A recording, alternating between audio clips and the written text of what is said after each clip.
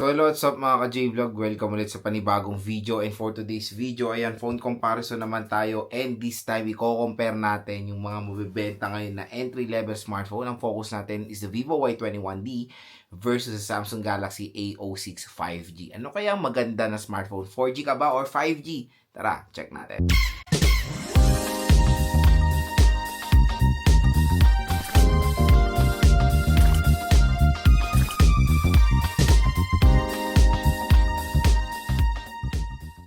So another very interesting na naman na comparison, and this time i-compare natin 4G versus 5G at sobrang benta ng mga devices na to, the Vivo Y21D and the Samsung Galaxy A06 5G. Both smartphone ay very affordable for its price tag. Dito muna tayo sa Vivo Y21D. When it comes sa Vivo Y21D, ang SRP nito is around 7,000 pesos for the 4GB 128 and 9,000 pesos for the 6GB 128. While the other hand, the Samsung Galaxy A06 5G ay meron to 4GB 128 and I think the SRP is 8,700 or 8,000 plus. So hindi sila nagkakalayo ng presyo, at itong nakaka-excite. Ngayon sa online sobrang mura na lang ng dalawang devices na to. The Vivo Y21D, yung 4GB 128 neto, 7,000 na SRP, pwede nyo pakuha ng 5,800 to 6,000 pesos.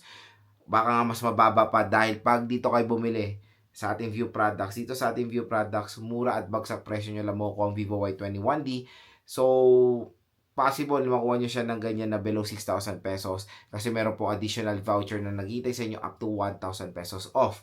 Ganon din sa 6GB 128. So, possible price na pwede nyo siya makuha ng 7,000 pesos.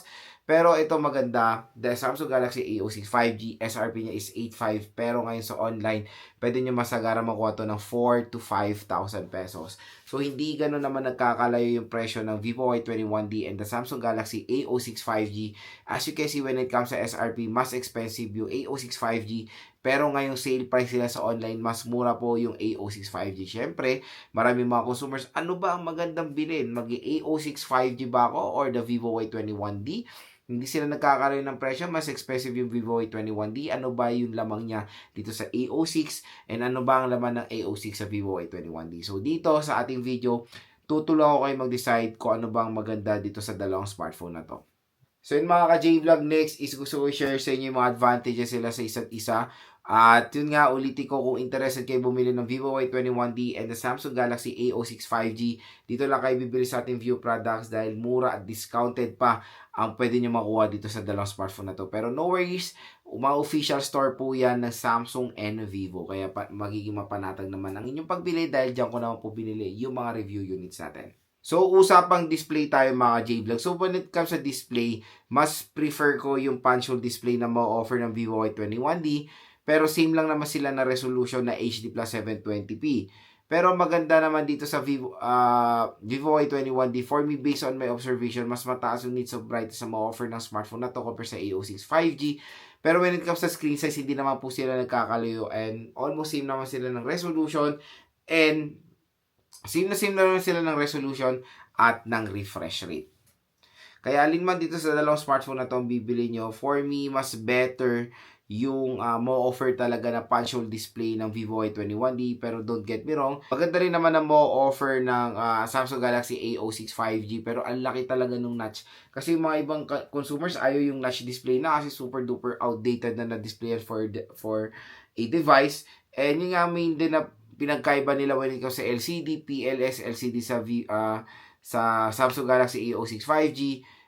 Tapos sa Vivo Y21D, is IPS LCD display. Next, when it comes sa operating system, both smartphone naman ay support na ng Android 15 out of the box. Pero dito sa FunTouch, kay Vivo Y21D, FunTouch OS siya. Dito sa Samsung Galaxy A06 5G is One UI. So, syempre, when it comes sa longevity, software update na matagal, lamang po yan or panalo dyan ang Samsung Galaxy A06 5G. Kaya kung i-prefer nyo yung meron matagal na software update, dito po tayo sa A06 dahil panigurado sobrang tagal to masusupport ng baka hula ko dito Android 18 or Android 19 masupport pa itong Samsung Galaxy A06 5G. Pero don't get me wrong, the Vivo Y21D may mga may mga history rin naman ng software update yung mga smartphone ng itong brand na to, especially rin sa mga budget nila. Pero sa track record, mas matagal talaga mag-update or mag-support ng update ang Samsung. And for me, mas gusto ko yung One UI versus sa FunTouch OS. Next yung chipset. So chipset di hamak na mas panalo dyan ang A06 5G Dimensity 6300 compare sa Vivo Y21D na super duper budget na chipset, Unisoc 7225.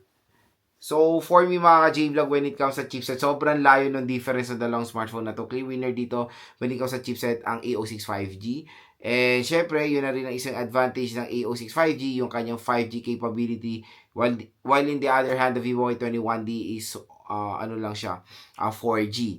And ang nakakatuwa dito, both smartphone when it comes sa base model, pareho-pareho lang 4GB 128 ang kanilang mas mo-offer.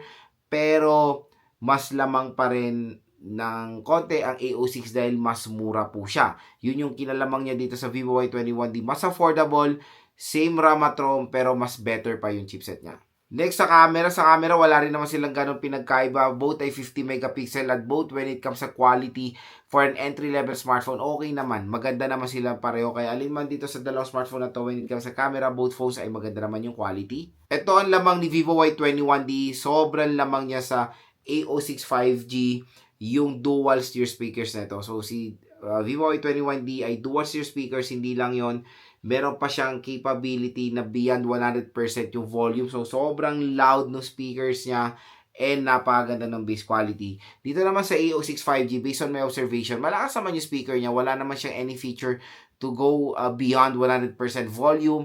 Pero malakas siya in fairness kahit na hindi nyo na nilalagyan ng 100 or nilalagyan ng 200, 300 booster ng volume. Malakas yung ma-offer ng A06. Pero syempre, when it comes sa dalawang smartphone na to, comparing them when it comes sa sound quality, mas prefer ko Vivo Y21D dahil mas buo yung sound, mas buo yung bass quality salamat sa stereo speakers. Next, battery and fast charging rate. Sabihin ko na, clear winner agad dito ang Vivo Y21D dahil napakalaki ng battery niya, 6,500 mAh na renewable battery. Pero don't get me wrong, the A06 5G, napakalaki na naman ng battery, 5,000 mAh. Pero yun nga, usually ang mga consumers ngayon, iba na ang preference when it comes sa battery. Parang nalilita na sila totally sa 5,000 mAh. Kaya iba, mas piniprefer na rin yung mga bigger battery at maraming makakakuha ng atensyon ng Vivo Y21D dahil malaki ang kanyang battery capacity. At syempre, subok ko na yan. Sobrang kunat ng battery nito. Hindi lang yon, napakatulin pa ng charging rate nito. 44 watt fast charging rate. So again, sa 6.5 nga, parang hiniling ko lang 33 watts. Okay na ito, 44 watts. Kaya I think 1 hour kaya na i-full charge itong Vivo Y21D. Ganyan siya ka-convenient. Although dito sa A06 5G, yes, 25 watt fast charging siya. Mabilis yan. Pero sa mga ibang brands, it's not enough kasi usually 33 watts. Pero for its price, nakukuha nyo ito ng 4 to 5,000 pesos. 25 watt is okay na okay. Huge advantage yan. When it comes sa battery, matagal din naman malobat in fairness ang A06 5G. Next, ito ang pinakamalayo sila. Ito ang isang huge advantage ng Vivo Y21D is yung kanyang IP rating na IP68 or IP69 water and dust resistant. So itong Vivo Y21D ay yung legit na pwede po talagang masubmerge sa water, parang iPhone and Samsung flagships na 30 minutes underwater and certain deep lang. Sa A06 5G, hindi nyo po pwede malublob sa tubig yan dahil ano lang yan, IP54 water and dust resistant lang siya. So again mga ka-J-Vlog, kung pagbabasihan ng water protection, napakalayo nung kanilang agwat. Mas prefer all the way ang Vivo Y21D dahil bihira lang tayo makakita ng smartphone na ganito kataas ang ingress protection. Kasi usually ang ingress protection na ganyan nakikita natin sa Samsung Galaxy S25 Ultra, S24 Ultra, iPhone 16, iPhone 15, iPhone 17 Pro Max. So flagship level ang ingress protection ng Vivo Y21D sa affordable price lang. So yun mga ka-J-Vlog, ang ating and last sa design, hands down mas maganda all the way ang design ng Vivo Y21D. Mas aesthetic siyang tingnan. So yun mga ka-J-Vlog ang ating phone so yun mga ka-J-Vlog yung advantages sila sa isa't isa. Hopefully nakatulong ito sa mga sinabi ko sa inyo sa buying decision nyo when it comes dito sa dalawang smartphone na to. At again, nasa inyo talaga yun or nasa preference nyo na yan kung ano talaga ang pipiliin nyo na smartphone at kung anong perfect na smartphone pwede sa inyo. So yun mga ka-J-Vlog ang pinaka main question, ano ba ang mas sulit, Vivo Y21D or the Samsung Galaxy A06 5G? Sobrang hirap po mamili, to be honest, ito sa dalawang smartphone na to. Both ay na-try ko na, both maganda sila, pero talagang may mangingibabaw sa dalawang smartphone na to. Pero kung gusto nyo makuha ng mura at bagsak presyo at merong special voucher na naghihintay sa inyo, click nyo na itong view products na to. Dahil dito sa ating view products, mura at bagsak presyo lang dyan ang Vivo Y21D at ang Samsung Galaxy A06 5G. So yan, Lods, ano ang pipiliin mo? Vivo Y21D ka ba or A06 5G? To be honest, sobrang hirap mamili pag ako rin yung consumer na pipili dito sa dalawang smartphone na to. Pero I'll take dun sa aking preference. For me, kung ako pagpipiliin, presyo, software, durability, I'll go all the way. And of course, 5G, I'll go all the way sa Samsung Galaxy A06 5G. Ito po ay isa sa pinakamura na 5G smartphone na pwede nyo mabili. Around 4,000 to 5,000 pesos. Kaya sobrang benta nito. Pero, yun nga, sobrang layo din ng lamang nila sa chipset. Mas better ang chipset ng A06 5G. Pero don't get me wrong, the Vivo Y21D na test ko na for gaming, nakaka-handle din naman siya. Genshin, nag-free drop from time to time even sa lowest settings, ganoon din sa UWA. Pero yun mga ka-J-Vlog, hindi po pangit ang Vivo Y21D. Sobrang ganda ng smartphone na to, especially yung kanyang ingress protection level up, and napakaganda ng design. Sobrang kunat ng battery at fast charging rate. Ang hihila lang dito sa smartphone na to is yung RAM at ROM niya for a price tag na 6 to 5 to 6,000 pesos. 4 gigabytes of RAM is not enough or not perfect fit. Pero 128 okay naman yan or the best minimum. Again, tulad ng sinasabi ko sa mga ibang video ko, kaya siguro na-achieve yung ganitong mga kataas na ibang specifications ng Vivo Y21D, kailangan talaga may ma-compromise sa specification or ma-sacrifice. Mababa talaga yung chipset niya for its price, pero it can handle day-to-day tasks at mga ibang games din.